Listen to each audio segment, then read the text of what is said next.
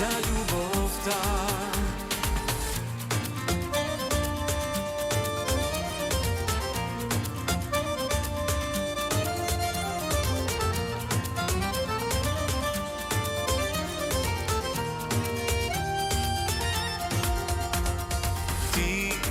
Што ми ја гризеш ноќта ти. Ѓоко данес ќе го слушаме со неговата најнова тема со која што настапи на 36-тото издание на фестивалот Макфест, песната Ти.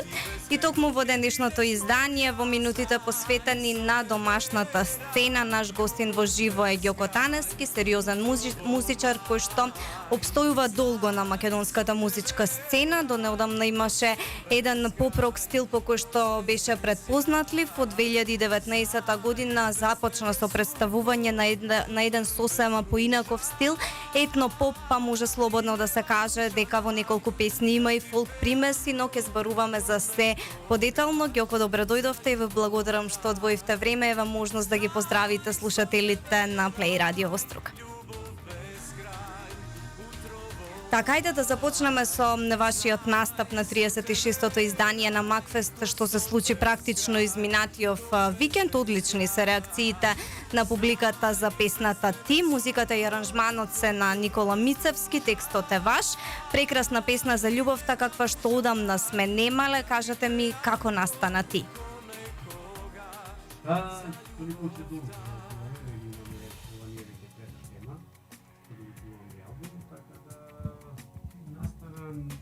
Не знам, мислам дека имаше и некој што не мислам туку. Имаше и други што пишуваат текст, сега не битно кој. Но ете, јас мислев дека можам сам подобро да ја доловам темата, значи како јас ја чувствувам, така да сам си напишав текст и така излезе Ти. Така, кога зборуваме за Макфест, сте настапувале повеќе пати. Минатата година го освоивте второто место со Ден по ден. Кажете ми, што значеше Макфест пред 10-15 години, што значи Макфест сега, на соглед на тоа дека има во последно време многу, можам да кажам, нови музичари кои што настапуваат на Макфест, и тоа не значи дека не треба да настапуваат, односно да се промовираат на тој начин, но Макфест беше еден сосема поинаков фестивал каде што настапуваа само проверени имиња и се создава евергрини. И сега ли е така? Видите, сцената општо во Македонија е години уназад во надолна линија, така да се помалци артисти има што континуирано работат. И во ред е тоа што и некои не сакат да се појавуваат на фестивали, затоа што веќе кариерата оди во други насоки, така да јас мислам дека едноставно е убава промоција, убава промоција за песна од фестивал за мене мислам дека нема. Така да затоа и се појавувам. Фестивалот е отскочна даска за многу млади пејачи. Па тоа, остана Макфест и Охридски трубадури. Мислам дека толку се забавни фестивали. Да, вие сте настапувале многу на фестивали и условно кажано и кога се прославивте сосема продолживте. Значи ли тоа дека се уште ви значат фестивалските награди? Која е таа мерка, публиката или наградата од фестивал за сето на што го работите и на што сте посветени? Како што кажав, најубавата промоција според мене е песната промовирана на фестивал, затоа што ја гледа многу голема аудиторија во исто време, во едно време. И не знам, тоа е едноставно ќе се навратам и на естрадата македонска, пошто немаме доволно добар маркетинг кај нас. Немаме македонски музички емисии, забавни, ни народни.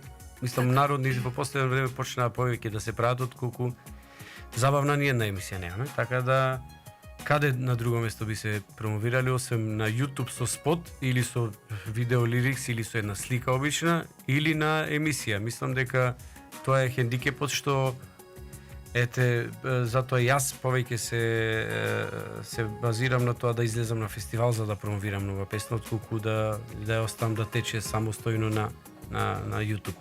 Така, ќе се вратиме во 2019 година, која што беше клучна за промената на стилот, кога ја промовиравте Една љубов имам, отидовте од поп-рок во еден поп-етно стил, може слободно да се каже, кој што публиката на некој начин го засака и така почна вашата приказна во соработката со маестро Никола Мицевски и кажете ми од каде беше идејата и желбата да направите таква музичка промена? Идејата ми беше одамна, со Никола Мицевски ја направи муавет уште пред 4-5 години. Така да тоаш Вие имавте една соработка во Непокор, во проектот? Да, имаше една соработка за Ѓорги Сугаре. Така. Ете, таа песна може и да се најде на албумот ако ни дозволат. Така. Така да одамна е муаветот, јас како да кажам сега пекам години уназад да се префрлам не баш во народните води, ама ете, овој стил некако како ми дојде како преоден, така да се осеќам веќе и в годините дека ме влечат натаму и не знам, едноставно во Македонија по не знам кој пат ќе се навратаме, естрадата ни е на многу лошо ниво и во многу лоша ситуација, така да си бараме екзистенција, си бараме начин да продуцираме, да го живееме животот. Сметате ли дека овој стил публиката повеќе го прифаќа затоа што како да ни е некако поблизок и до менталитетот и до културата? Па можам да кажам дека Една љубов беше прекрасно прифатен од луѓето. Почна и да се пее како прва песна на отварање на свадби, така да тоа ми е огромно задоволство.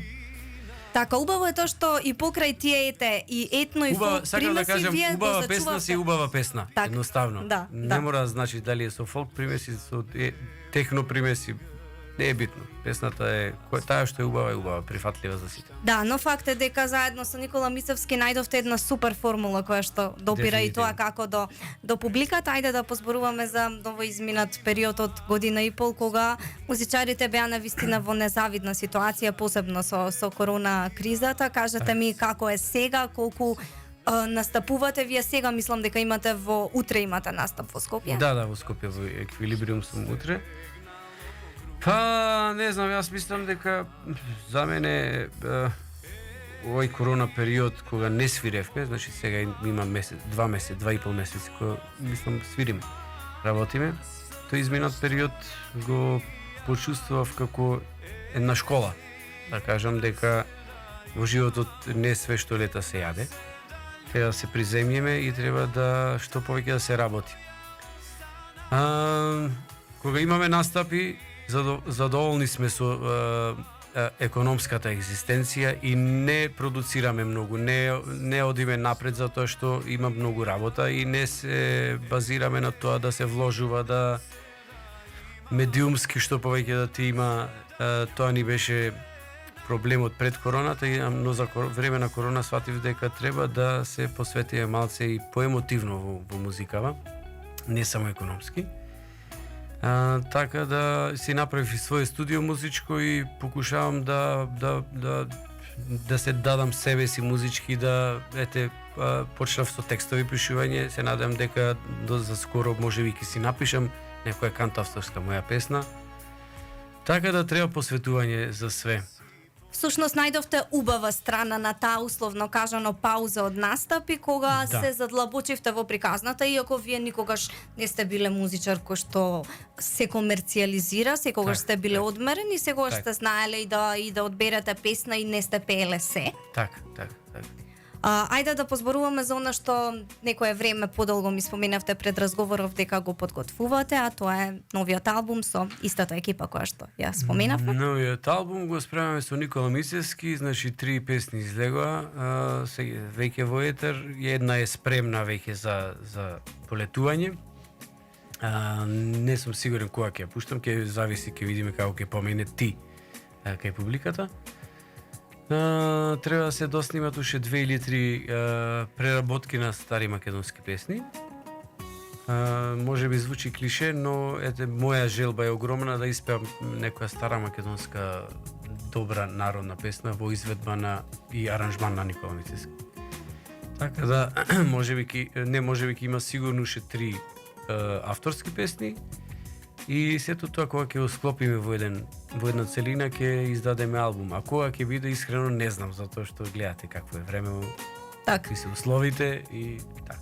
Важно е дека работите креативно, споменавте неколку пати, убаво е тоа што си најдовте тим кој што ви лежи за да го создадете тоа што го сакате и секако на најдобар можен начин да го пренесете на публиката кога сето ова ќе помине и кога короната ќе биде зад нас и целата оваа состојба размислувате можеби ли за концерт заради тоа што велите, споменавте и сами дека е лоша состојбата условно кажано на македонската музичка сцена, можете ли вие неколку музичари да го вратите тоа златно време на домашната сцена која што постоеше пред некои 10-15 години? Јас искрено се надевам. Јас и за ова година планирав, ете не испадна ништо, но за другата година сигурен сум дека доколку дозволуваат условите, а се надам дека ќе дозволуваат, дека ова зло ќе запре кај да е. И сакам на Антички театар да си направам свој концерт. И се надевам дека ќе ја прошетам и Македонија, не само Охрид. Така, ќе започнете нормално од вашиот град. Јас ви благодарам за ова гостување. Мислам дека во главном покривме се што работите во моментов. Секогаш пред настап во Струга секако дека ќе ни информирате за да им пренесеме на нашите слушатели, заради тоа што навистина не се премногу, но има луѓе кои што почитуваат квалитетна македонска музика и кои што се желни за такви живи настапи, така што верувам планирате наскоро и во Струга да не почистите со убав некој настап. Па сигурен сум, така да очекувате наскоро. Така, сега ќе слушнеме Една љубов имам, песна која што е издадена во 2019 година, исто така музика и аранжман на Никола Мицевски. Вие останете на оваа фреквенција, наш гостин во денешното Плей кафе беше Ѓоко Танес. Немам друга мисла, желба пуста не запира. Оган гори в душа, немам ни грло ни глас. А да ти пуштам стегнало грудка за нас. Времиња не одмина, спомени ме ронат, болка в душа не умира. Сам на тебе мислам, немам ни грло ни глас. А да ти пуштам стегнало